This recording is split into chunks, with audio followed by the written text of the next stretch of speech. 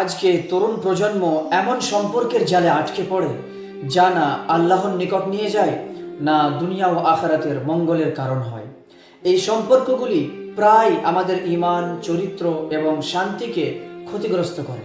Unnecessary relationships are traps that waste our time and soul.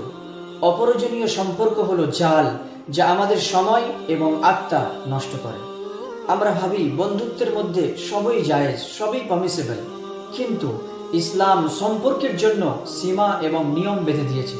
Boundaries protect us from harm and keep our hearts pure. সীমা আমাদের ক্ষতি থেকে রক্ষা করে এবং আমাদের হৃদয়কে পবিত্র রাখে। কোরআনে আল্লাহ বলেন, ওয়াকুল লিইবাদি ইয়াকুলুল্লাতী হিয়া আহসান। হে নবী, আপনি আমার বান্দাদের বলে দিন তারা যেন কথা বলার সময় সুন্দর কথা বলে। যেসব বন্ধুত্ব পাপের দিকে নিয়ে যায় সেগুলি শুধু সময় নষ্ট করে না, বরং আমাদের হৃদয়কেও বিষাক্ত করে। Friendship that lead to sin are like poison to the heart. যেসব বন্ধুত্ব পাপের দিকে নিয়ে যায় সেই বন্ধুত্ব হৃদয়ের জন্য বিষের মতো।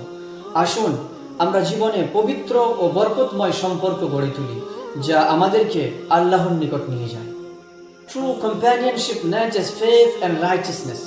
সত্যিকারের সঙ্গ ঈমান ও নেকির বৃদ্ধি করে।